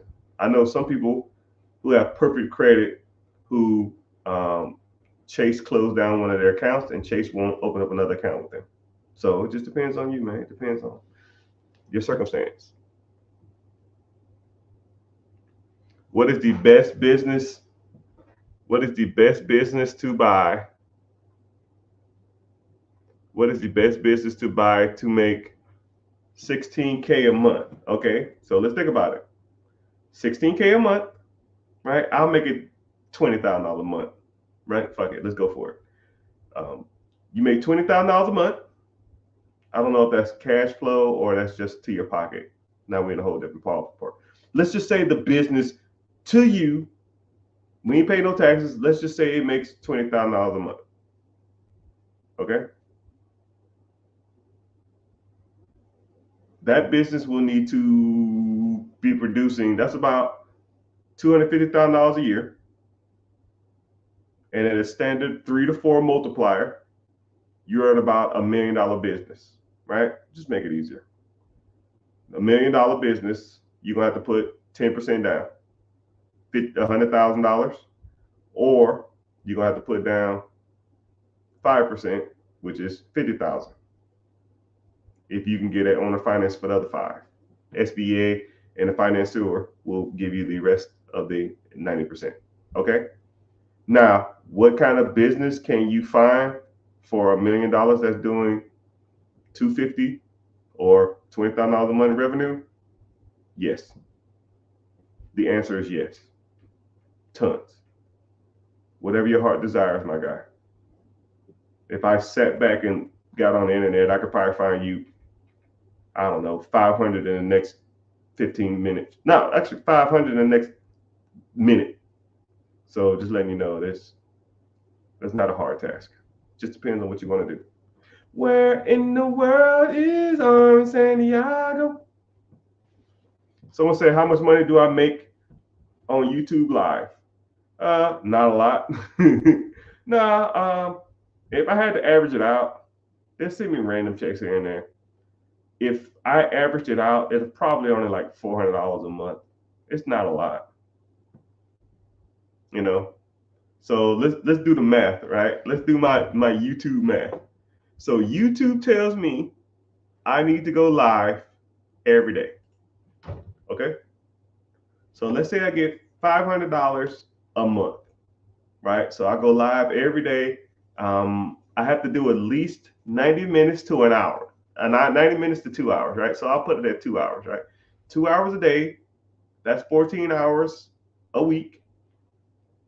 So 14 hours a week times 4 weeks, that's 56 hours. I'm $500 an hour, $500 a month, divided by 56. I make $10.90 an hour to be here, pre-tax. So I'll make less than minimum wage to be on here to talk to you guys. But it's not about the money. It's about growth and education to everybody. And then one day, whenever I'm streaming and there's 1,000 people in here, or 10,000 people in here, or 100,000 people in here, then it'd be a whole different story. But journey of 1,000 miles starts with one step. I just gotta do my time. Right? Everybody starts here. Mr. Beast, he put out 10 years worth of content before he got his first 2,000 followers, man. 10 years of content. He has a video of him count to 1 million. It took him like 7 hours. Think about that. And people still watch that shit to this day. It's crazy. It's crazy. But It's just you got to do your time, right? I'll get there. I believe in myself. Got to put in the time. Anyways, when investing in the Midwest real estate, what to look for when hiring a property manager?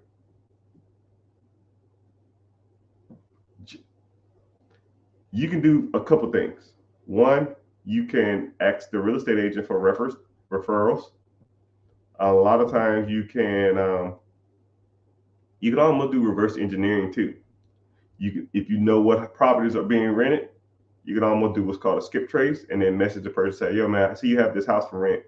Just out of curiosity, how do you like this property management company? Right? You can do stuff like that. But there's multitudes of ways, right? Since you in the community, just ask me one day and I'll break them all down for you if you want me to. But there's tons of different ways, right?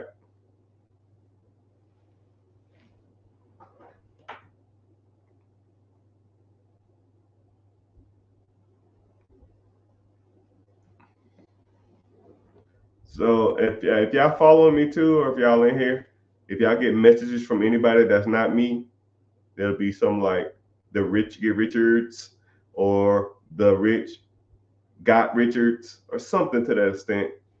Just block them. They're gonna try to sell you on some crypto or some other crap. The scam game is crazy out there, man. And I almost feel bad if people get scammed by a fake account of mine.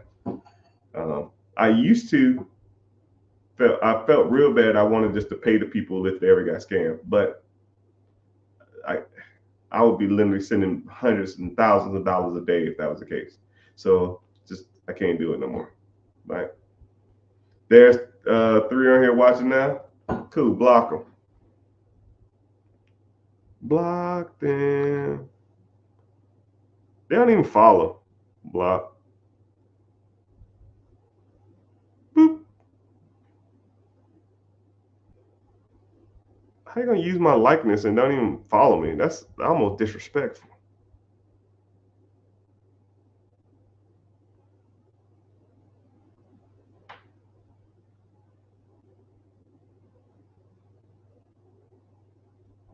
You're welcome. I ain't thanking you, pump. I'm playing you good. Oh my goodness.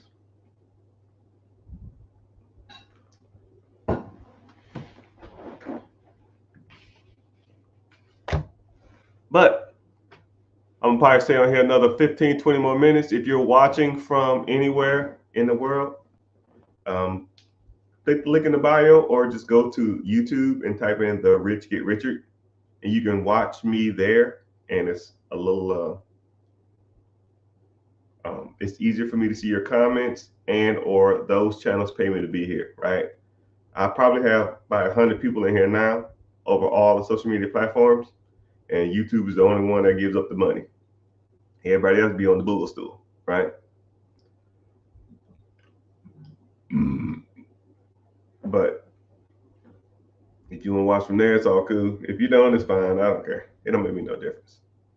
I already got mine. Let's talk about setting up successful kids as early as possible. Ooh. Let's get into the kids. We are the world. We are the children. All right. So first of all, let's let it be known. Regardless if you have kids or not, this is applicable to you. And a lot of times, people don't never necessarily want to give up on their dreams to chase their kids' dreams, but you can almost do one and the same. You can chase your dreams while also preparing your kids for their future. And I'm gonna kind of put you on a little easy way to kind of think about this. So a lot of people will say invest in life insurance. And I'm not saying life insurance is great or bad or okay, it is what it is. I'm not telling anybody to cancel their life insurance. Don't you ain't gotta listen to nothing I say, right? But there are better ways out there to do it, right? Especially if you do like temporary life insurance, which that's a whole nother story, which I recommend, but that's all and it's cheaper. Term life insurance, not temporary. Well, I guess term, it's a term for it. So what you do is you take all the money that you was going to devote to your kid. Okay? This is the play. If there's another easier way out there to do this, you let me know because I ain't figured out one yet. And I've been doing this for years and it's been working for me. Right? But like I said, invest with your own prejudice and bias, whatever analogy you want to include. So you invest in something that's going to be long term. That's where the play is. You can't do it off of short term gains and you can't do it off trends. Like the crypto thing and sports gambling and shots, pools, stop loss, um, options, futures. That shit ain't it, right? You need some long term, old school investing. Something, the easiest way to explain it is if your grandma or your mama heard of the company, if your kids heard of the company, if the company's going to be around, if you feel like the company's going to be around in 10 years, right? So ask yourself this. You can even say that with Bitcoin. You think Bitcoin's going to be around in 10 years? I don't know. He's like, yeah, it will be. Cool. Put your life on it. Would you put your life that Bitcoin will be around in 10 years? No. Exactly. What about Amazon? Your life, Amazon will be here in 10 years. Yeah, I would, right? NVIDIA? Yep. Microsoft? Yep. Google?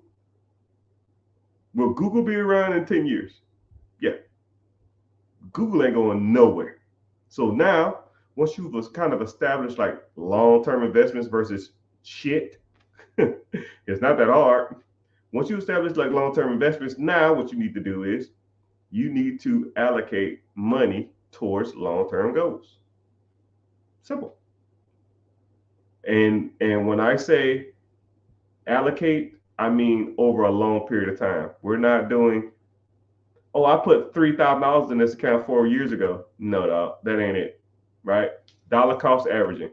It's almost like, think about it like this. What's more effective? If I took somebody and I punched them as hard as they can, or I just sit there and did this.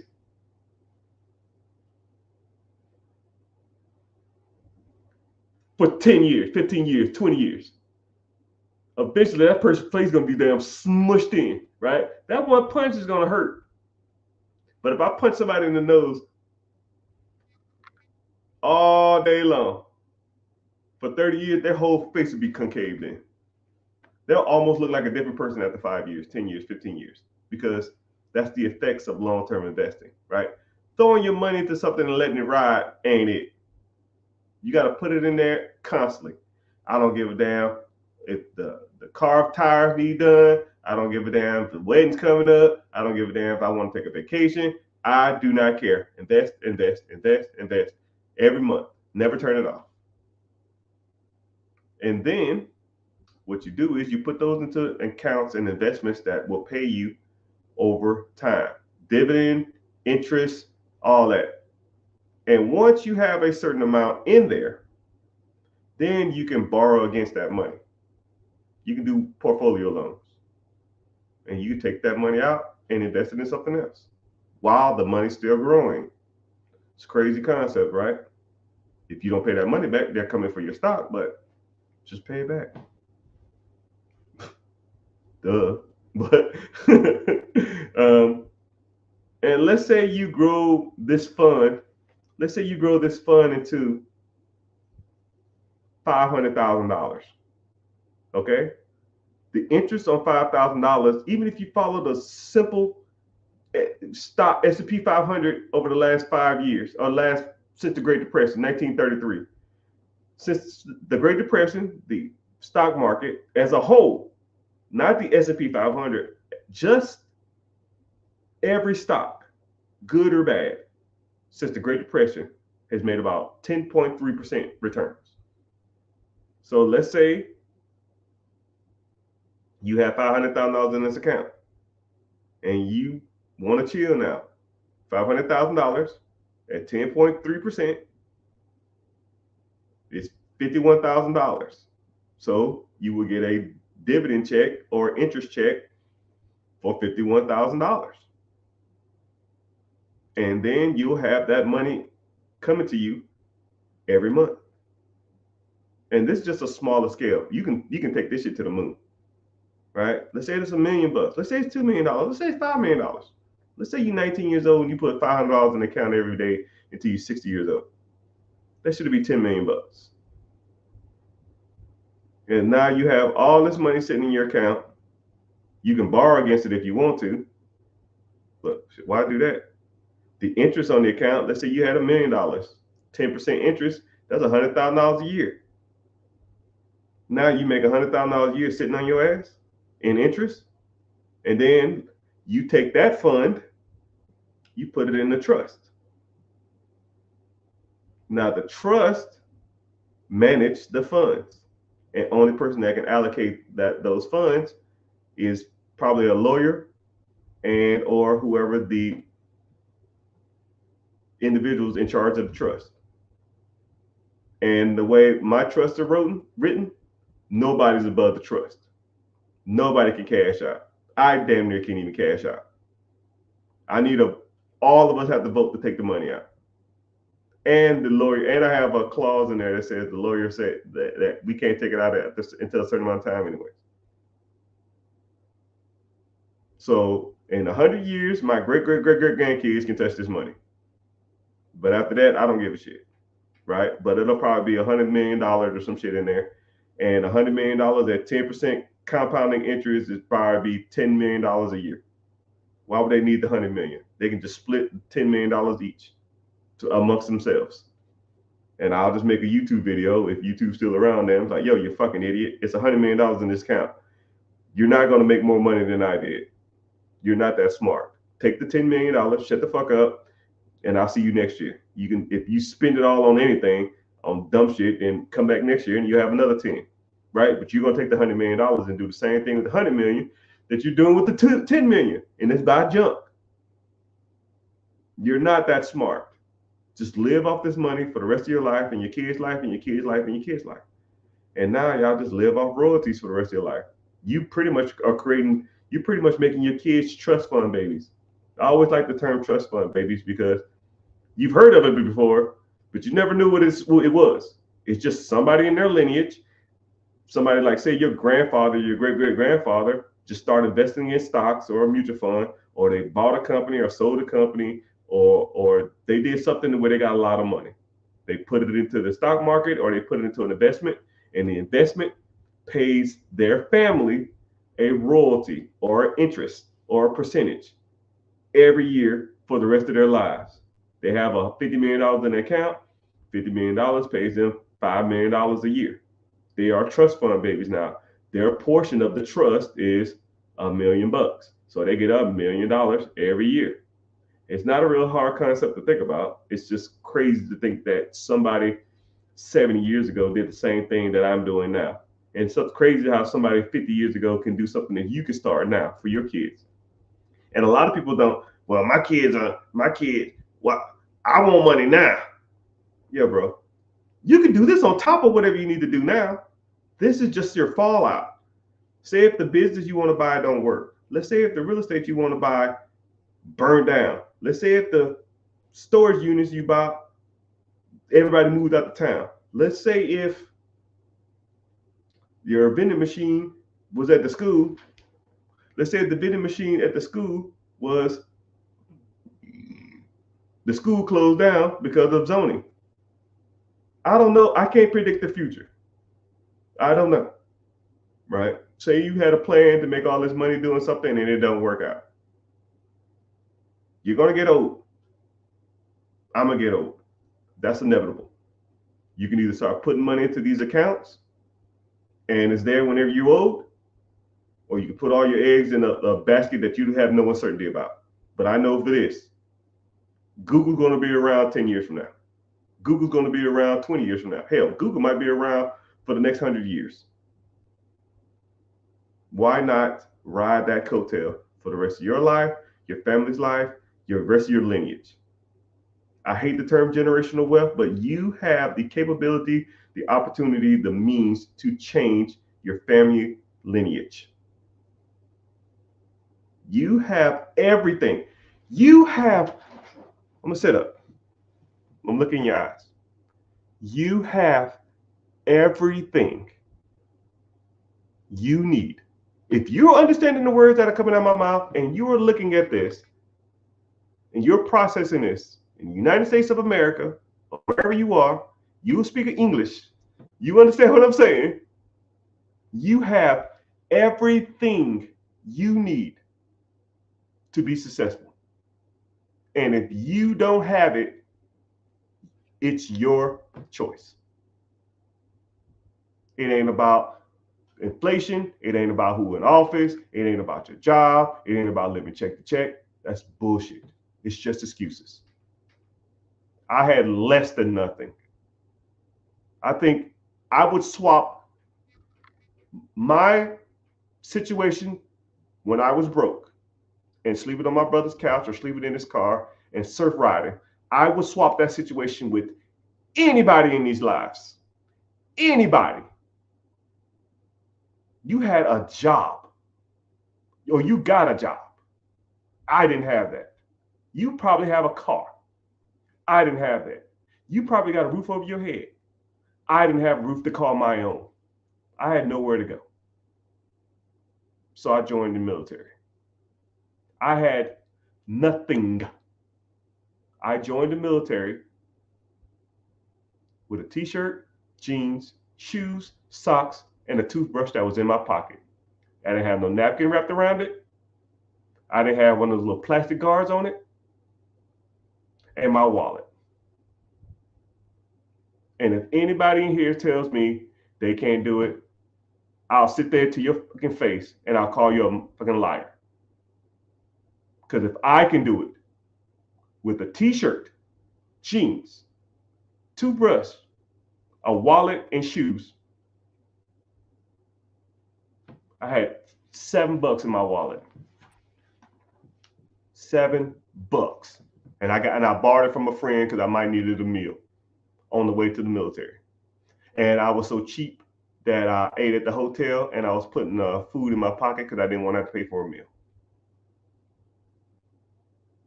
You have everything you need to be successful. And everything other than you being successful is a freaking excuse. Like I just gave you a play on how to be a multimillionaire and make your kids generational wealth. It's about 75 people in here now. I swear to you, nobody will do it.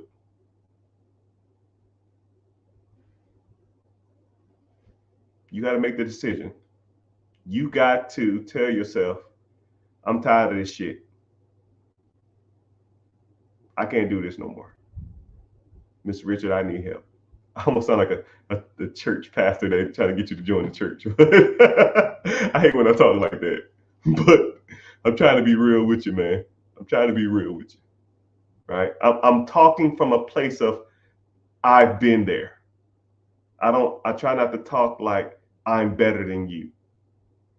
I've struggled more so than most of y'all. Right? You have a car and a job. I had less than that. And now your boy caked up. I put in the work. I made sacrifices. I did what I had to do. And that's why I am today. I learned from my mistakes and I learned from others who are smarter than me in certain areas. If you don't know how to do this type of stuff, you don't know how to do the real estate stuff. You don't know how to do the business stuff. You don't know how to do the LLC, S Corp, C Corp, sole proprietorship, business structure stuff. If you don't know how to raise capital, if you don't know how to invest, if you don't know what apps to invest in, you don't know what to invest in, you don't know how long you should be doing it, you don't know how to set up a trust, you don't know how to set up mutual fund ETFs and stuff like that. That's why you learn from people who know what the hell they're talking about. And a lot of these clowns out here have no clue. So, last warning, because I've almost exceeded my time. You want to learn how this process works. You want to learn how people do this on a high level. If you want to learn how the big boys and big girls make a lot of this money. I have a free class coming up. It is Wednesday, 9 p.m. EST. Join the free class and let's get started. If you want to know more, you got to start hanging with people who are doing it. And if you ain't, you can continue to hang with your friends now and see how far they got you. You are a reflection of your friends. And if they're not doing anything with their lives, 9 times out of 10, you're not doing nothing with your lives. When you're sitting around watching football or watching baseball or watching basketball or whatever sport you're into, and you thinking, man, this as good as it gets. If you feel, yeah, well, maybe we don't need to associate with ourselves with each other. If you feel like I deserve better, I'm smarter than this, I'm better than this, come on over to Mr. Richards' neighborhood. It's a beautiful day in the neighborhood. Would you be mine? Could you be mine? Won't you be my neighbor? Make sure you follow in and click the link in the bio to join the free class. Later, dudes. Make sure you follow it too.